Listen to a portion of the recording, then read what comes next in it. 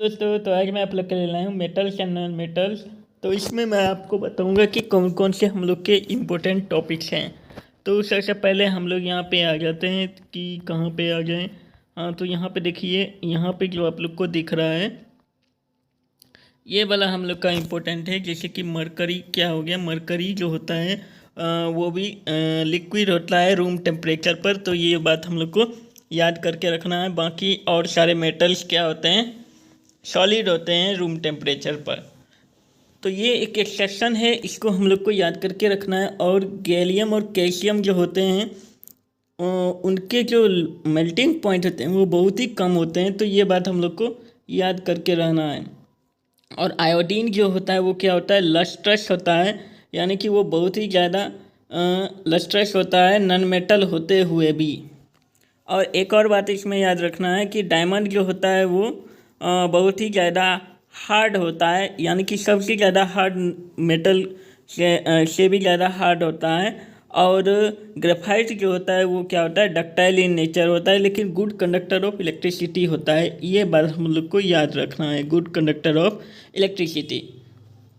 और यहाँ पे जो है हम लोग का लिथियम हो गया, लिथियम हो गया, सोडियम हो गया और पोटासियम हो गया।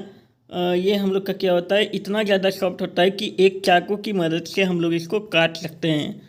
तो ये चीज़ हम लोग को पूछा जा सकता है।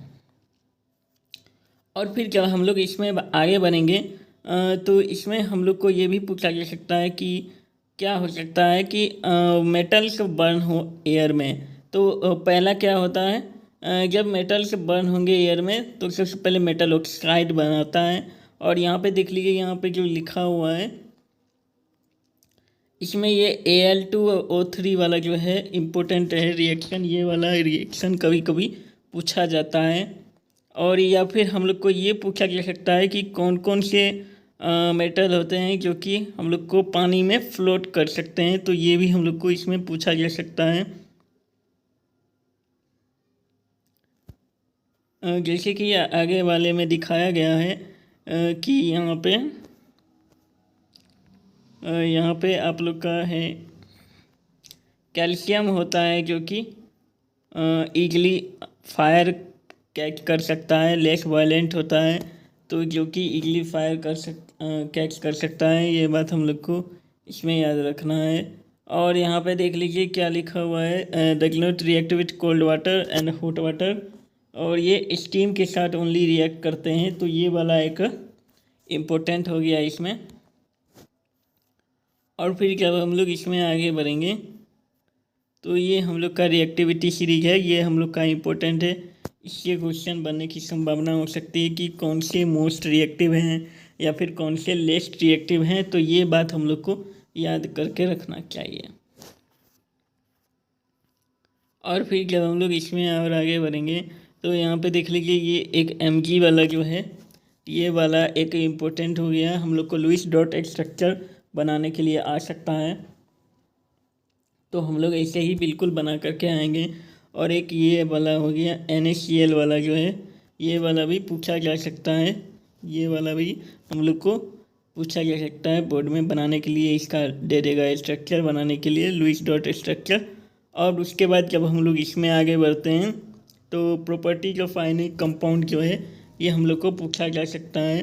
प्रॉपर्टीज ऑफ आयनिक कंपाउंड, इसमें हम लोग ये चारों वाला लिख के आएंगे कि जनरली सॉल्युबल होता है वाटर और इनसॉल्युबल सॉल्वेंट, जैसे कि पेट्रोल हो गया, या फिर मेल्टिंग एंड बॉइलिंग पॉइंट के बारे में लिख के आना है, या फिर फिजिकल नेचर जो होते हैं वो हम लोग को लिख के आएंगे।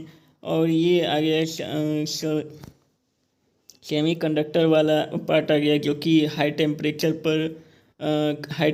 पर एक कंडक्टर हो जाता है और लो टेम्परेचर पर ये क्या हो जाता है, इंसुलेटर हो जाता है।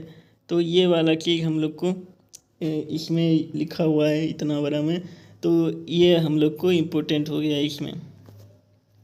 और फिर जब हम लोग इसमें और आगे बढ़ेंगे तो यहाँ पे देख लीजिए, यहाँ पे इसमें जो सबसे ज़्यादा इम्पोर्टेंट है वो कैल्सिनेशन हो गया और रोस्टिंग हो गया। ये दोनों बहुत ही बार पूछा गया है। और कैल्कुलेशन और रोस्टिंग क्या होता है ये हम लोग को पूछा जा सकता है इसमें। जैसे कि यहाँ पे देख लीजिए, हम लोग का ये वाला जो हो गया, ये वाला हम लोग का इम्पोर्टेंट हो गया। या फिर यहाँ पे ये देख लिए ZnH वाला हो गया, या ZnCO3 वाला हो गया। ये दोनों रिएक्शन हम लोग को पूछा जा सकता है, और डिफिनीशन पूछा जा सकता है कि रोस्टिंग क्या होता है, और या फिर हम लोग का कैलकुलेशन क्या होता है, तो ये भी हम लोग को पूछा जा सकता है। और इसमें एक अमलगम क्या होता है, ये भी हम लोग को पूछा जा सकता है। और उसके बाद ये वाला जो रिएक्शन है, ये वाला बहुत ही इम्पोर्टेंट है, इससे तो बहुत बार क्वेश्चन बना है। और ये पूछा जा सकता है कि थर्माइट रिएक्शन क्या होता है। तो रेलवे ट्रैक को जब जोड़ा जाता है तो उसको हम लोग थर्माइट रिएक्शन कहते हैं। यही वाला पार्ट हम लोग को पूछा जा सकता है इसमें। और फिर ये वाला देख लीजिए, ये वाला तो बहुत ही इम्पोर्टेंट है, बहुत बार पूछा गया है कि एक बैटरी को जोड़ दिया जाएगा और एक इधर प्लेट लगा दिया जाएगा, एक इधर प्लेट लगा दिया जाएगा, एक एनोड बनेगा और एक कैथोड बनेगा। इधर वाला प्लस साइड वाला एनोड बन जाएगा और यहाँ पे माइनस साइड वाला कैथोड बन जाएगा। और नीचे कुछ हम लोग का सब्सटेंस भी बच जाएगा जिससे हम लोग मड कह सकते हैं, एनोड मड हम लोग इसको कहते हैं। तो इस बात को हम लोग को लिखना पड़ सकता है। रिफाइनिंग ऑफ मेटल कैसे होता है, तो Cu यानी कि कॉपर को हम लोग कैसे रिफाइन कर सकते हैं, ये बात हम लोग को पूछा जा सकता है इसमें। और फिर जब हम लोग यहाँ पे आएंगे तो यहाँ पे देख लीजिए, ये वाला पार्ट जो है हम लोग का इम्पोर्टेंट है। इसमें पूछा ये जा सकता है कि एलॉयज क्या होते हैं, हम लोग को ये पूछा जा सकता है। जैसे कि टीन किससे बना होता है, तो कॉपर और कॉपर से बना होता है और एसएन से बना होता है, ये हम लोग को पूछा जा सकता है। और यहाँ पे एलॉय ऑफ लीड क्या हो गया, तो ये टीन क्या हो गया, तो पीबी और एसएन से बना होता है, तो ये हम लोग को पूछा जा सकता है इसमें।